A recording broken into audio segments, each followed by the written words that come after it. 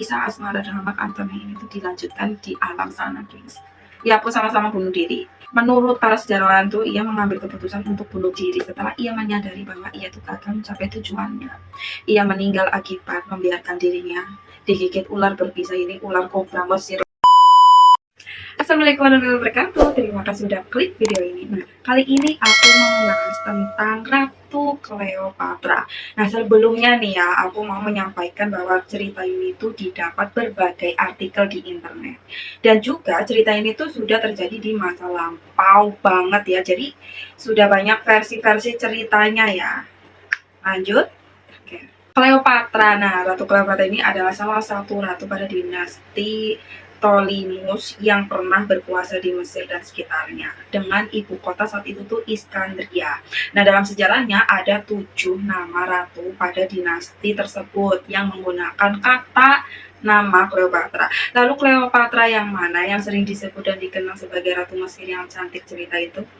Jawabannya adalah Cleopatra ke-7, sekaligus ratu terakhir di dinasti Ptolemus yang berkuasa di Mesir. Lantas, seperti apa sih asal-usul Ratu Cleopatra? Nah, menurut para ahli sejarah, Cleopatra ini bukan berdarah Mesir, akan tetapi berdarah Makedonia Yunani. Ia lahir pada bulan Januari tahun 69 sebelum Masehi dan merupakan anak ketiga dari 6 bersaudara.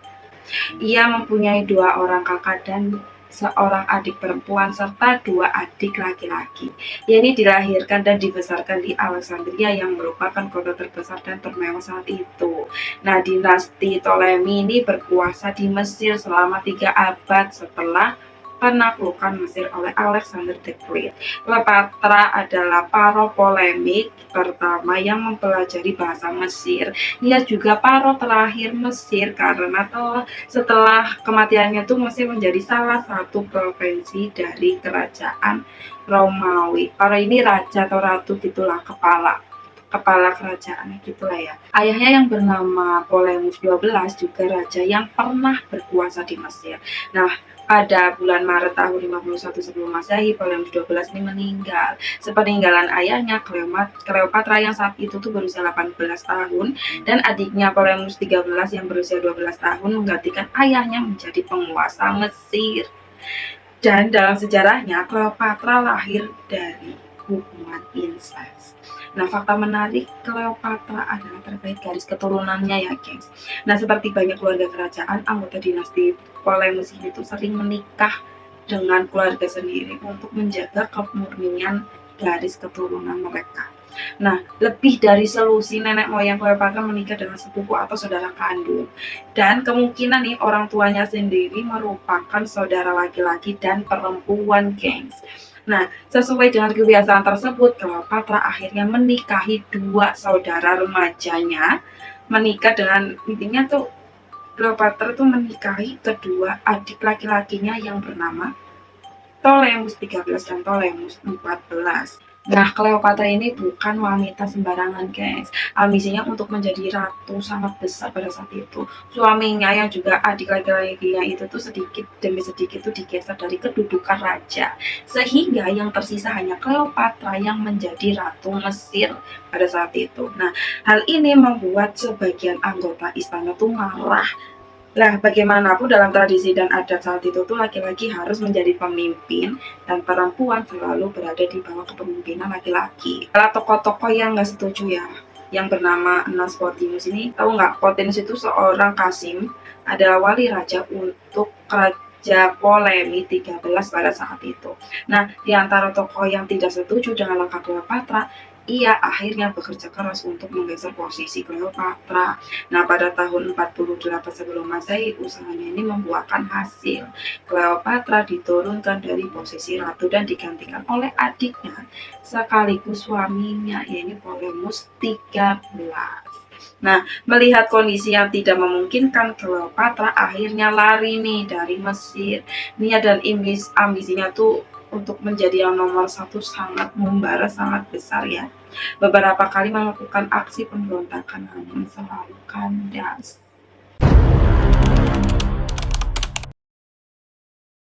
pertemuan Julius Caesar. Nah, sampai suatu hari Julius Caesar masuk dan berkuasa di Mesir. Nah, awalnya Julius Caesar ini terlibat perang saudara dengan menantunya sendiri yang bernama Pompei. Pompei ini menikahi putrinya yang bernama Julia. Nah, Pompei ini tuh lari dari Romawi menuju Iskandria untuk mencari suaka politik. Dan saat itu Ptolemeus 13 yang berkuasa sebagai raja. Sayangnya Pompei bernasib sial, sesampai di Iskandria ia malah dibunuh oleh salah satu pengawalnya yang kini bekerja untuk dinasti Ptolemeus. Nah, kesempatan ini tuh tidak disia-siakan oleh Ptolemeus 13 ya.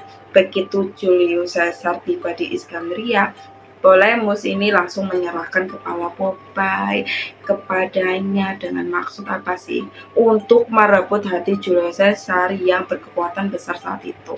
Namun sayangnya prasangka Ptolemeus ini kandas. Julius Caesar malah justru marah besar ya dengan melihat terbunuhnya Pompei. Nah, sekalipun Pompei adalah musuh politik, sekali lagi karena bagaimanapun Pompei adalah menantu sekaligus konsul Roma. Sejak saat itu posisi Ptolemeus 13 mulai tersingkir. Nah, kesempatan itu tidak disia-siakan oleh Cleopatra. Ia coba mendekati Caesar dengan senyuman, kecantikan, ya begitulah ya, untuk menundukkan hati sang raja. Nah, hati Julius Caesar ini tuh langsung terpanah dalam asmara dengan Cleopatra. Pandangan pertama langsung membuahkan hasil, ya guys. Julius Caesar kini terpaut asmara yang sangat dalam dengan Ratu Cleopatra. Keduanya menjalin cinta, gengs. Nah, pertemuan Cleopatra dengan Julius Caesar ini tuh menurut para ahli sejarah terjadi selama 1 tahun, ya ini tahun 48 sampai 47 sebelum Masehi. Saat itu Cleopatra yang berusia 21 tahun, sementara Caesar berumur 50 tahun. Terpaut umur yang hampir 30 tahun ya, ternyata tidak menjadi penghalang untuk terus melanjutkan hubungan tersebut sebagai pasangan kekasih. Nah, ikatan asmara dan itu cinta memang tidak mengenal usia ya gengs ya. Percikan cinta membuat orang tuh buta, yang ada malah rasa sayang dan asmara yang membara, gengs. Nah, setelah 9 bulan Cleopatra pun kini hamil dan melahirkan seorang bayi mungil hasil hubungannya dengan Julius Caesar yang kemudian diberi nama Ptolemeus Caesar atau sering disebut Caesarion, tepatnya pada tanggal 23 Juni 47 sebelum Masehi. Nah, Cleopatra mengklaim bahwa Julius Caesar adalah ayah bayi itu, sekaligus berharap agar anaknya ini dapat menjadi ahli warisnya sebagai Raja Mesir dan Romawi, sebagai upaya untuk menyatukan Timur dan Barat, gengs. Hanya sayang ya, Caesar ini menolak. Caesar lebih memilih cucu laki-lakinya yang bernama Octavian sebagai ahli waris. Niat Cleopatra pun kandas, namun kandas satu tidak berarti harus kandas semuanya, gengs. Caesar harus kandas, namun dirinya untuk menjadi orang nomor 1 di Mesir itu tidak boleh kandas. Masih tetap berusaha, gengs ya, Cleopatra. Nah, Ptolemeus 13 ini berusaha mengkokohkan kembali nih kedudukannya, namun sayang kekuatannya kini sangat jauh di bawah kekuatan Cleopatra. Nah, kekuatan armada tidak dapat mengalahkan kekuatan asmara, gengs. Nah, kekuatan armada Ptolemeus 13 kandas di bawah kekuatan Julius Caesar yang sudah terpanah oleh kekuatan asmara cinta Cleopatra. Nah, Ptolemeus 13 ini tenggelam di Sungai Nil sampai meninggal dalam peperangan melawan Caesar plus si Cleopatra tersebut. Julius Caesar segera mengangkat Cleopatra ya menjadi pemimpin Mesir bersama adiknya yang sekaligus kelak menjadi suaminya, yaitu Ptolemeus 14 sebagai wakilnya, ya guys ya. Nah, keinginan Cleopatra ini tercapai, sudah orang nomor 1 di Mesir saat itu. Nah, modalnya tuh tidak perlu dengan armada, tapi yang lebih dahsyat dari itu adalah kekuatan cinta, guys. Kepiawaian dalam mengikat hati laki-laki. Dalam hal ini, Julius Caesar ini ditambah penampilan yang menarik menjadi modal penting untuk mewujudkan keinginannya itu. Ya, benar sekali ya, gengs. Kini Cleopatra sudah menjadi ratu Mesir ternama. Cleopatra dan Caesarion mengunjungi Roma pada tahun 47 sebelum Masehi sampai tahun 41 sebelum Masehi. Dan bahkan keduanya hadir saat Caesar dibunuh pada tanggal 15 Maret tahun 44 sebelum Masehi ya guys. Nih kan setelah suaminya ya yang bernama si Caesar itu terbunuh, Cleopatra dan putranya kembali ke Mesir untuk menemui adik sekaligus suaminya yang bernama Ptolemeus 15. Nah, sepeninggalan Ptolemeus 15, Cleopatra menjadikan Caesarion ini menjadi penerus kerajaan, guys. Marcus Antonius. Nah, sepeninggalan Julius Caesar yang terbunuh pada tahun 42 sebelum Masehi, Marcus menjadi penguasa Roma saat itu. Nah, memanggil Cleopatra ini bertemu di Tarsus untuk menginterogasinya dalam kasus pembunuhan si Julius Caesar ini. Nah, si Marcus ini mempunyai kecurigaan adanya keterlibatan Cleopatra dalam pembunuhan Caesar tersebut. Cleopatra pun langsung menghadiri di Tarsus tersebut ya. Namun lagi-lagi Ratu Cleopatra ini berhasil menemukan hati Marcus. Niatnya untuk menghakimi Cleopatra berubah menjadi hubungan asmara, guys. Keduanya pun tidak bisa dielakkan ya. Marcus Antonius atau lebih dikenal dengan Mark Antony menghabiskan musim dingin dengan Cleopatra di Alexandria pada tahun 41 sebelum Masehi sampai 40 sebelum Masehi. Bahkan pada tanggal 25 Desember 40 sebelum Masehi, ia melahirkan 2 orang anak, Alexander Hilos dan Cleopatra Selene II. 4 tahun kemudian, pada tahun 37 sebelum Masehi, Antony mengunjungi Alexandria. Ia sekali-kali menemui si Cleopatra, dan sejak saat itu Alexandria menjadi rumahnya. Demi Cleopatra, Mark Antony ini berani meninggalkan istrinya yang bernama Octavia Minor, yang merupakan adik Octavius, Raja Romawi, cucu Julius Caesar pada saat itu, guys. Ya, perselingkuhan ya, guys ya. Nah, dari pernikahannya dengan Cleopatra, Marcus Antonius ini dikaruniai seorang putra yang bernama Ptolemeus Philadelphus. Nah, terang-terangan Octavianus itu marah besar mengetahui ternyata putrinya ini malah diselingkuhi oleh si Mark. Ia pun menyerang Mark Antony dan Cleopatra dengan menggunakan armada tempur. Nah, pasukan armada si Mark Antony dan Cleopatra ini kalah, gengs, dalam pertempuran di Actium, Yunani tahun 31 sebelum Masehi. Nah, karena kalah perang, Mark Antony ini melakukan aksi bunuh diri dengan menusukkan pedangnya pada tanggal 12 Agustus tahun 30 sebelum Masehi. Ia pun meninggal di pakuan Cleopatra. Nah, Cleopatra pun tidak tinggal diam ya. Kisah asmara dengan Mark Antony ini tuh dilanjutkan di alam sana, guys. Ia pun sama-sama bunuh diri. Menurut para sejarawan tuh, ia mengambil keputusan untuk bunuh diri setelah ia menyadari bahwa ia tuh gagal mencapai tujuannya.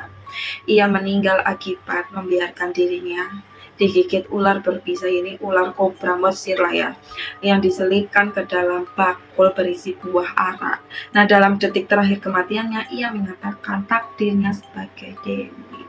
Nah, dengan berakhirnya Cleopatra 7, maka berakhir juga dinasti Ptolemeus. Dan Mesir jatuh dalam kekuasaan Octavianus, guys, yang selanjutnya menjadi kaisar terbesar Romawi dengan nama baru Kaisar Augustus, yang kini namanya sekarang kita pakai ya sebagai nama bulan, guys. Sekian dari ceritaku yang mana Ratu Cleopatra ini mendapatkan kekuasaan dari merayu atau ya merayu para penguasa gitu ya. Nah, sekali lagi aku mau menyampaikan bahwa cerita ini tuh sudah lampau banget ya. Mungkin teman-teman ada yang pernah mendengarkan kisah ini pasti udah ada lah ya.